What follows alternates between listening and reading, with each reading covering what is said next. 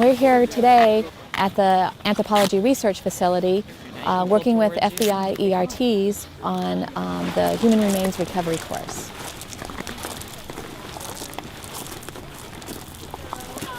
What this course does is it trains ERTs how to recognize graves, excavate graves and surface remains, and make sure that they get all of the evidence and document all of the evidence. Yeah, it needs to be lowered at some level. Right.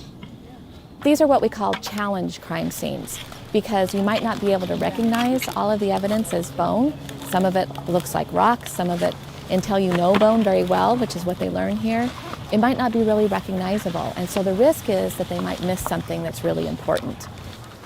By coming out here and learning what happens to bodies when they're in graves really helps the ERTs learn how to better approach any sort of graves that they're dealing with.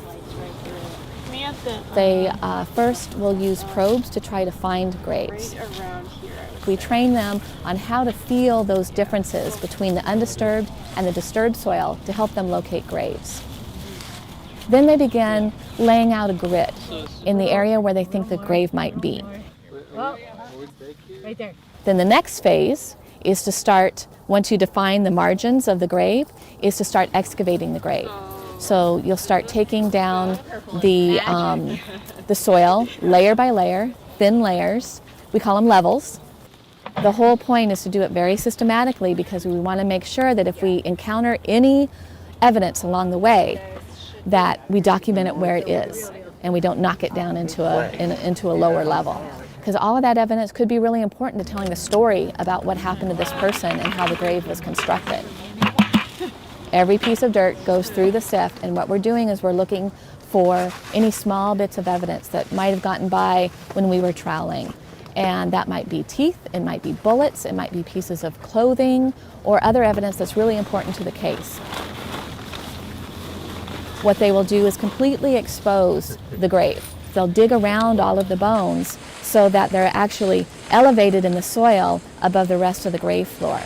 And that makes sure, again, we're getting all of the evidence and making sure that we're reassociating each piece of evidence with other evidence. So if there's a bullet, we know exactly where that is in space with the body.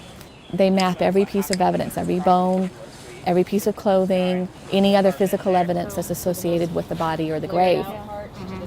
Once the remains have been mapped, photographed, inventoried, and removed, the agents will then essentially scrape the bottom of the grave, and they'll go down another 20 centimeters or so.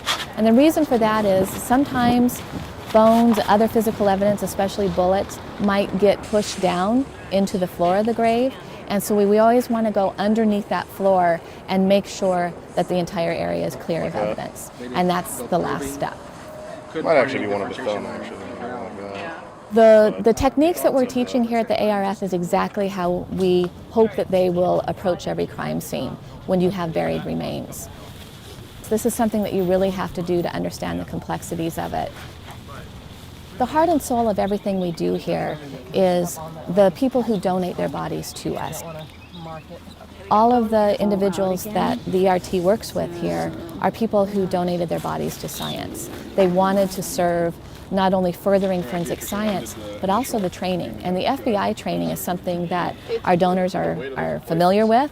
They're very proud of it. And I think it's one of the things that the donors feel very strongly about, that they are benefiting law enforcement, and particularly the FBI, directly by their gift of body donation.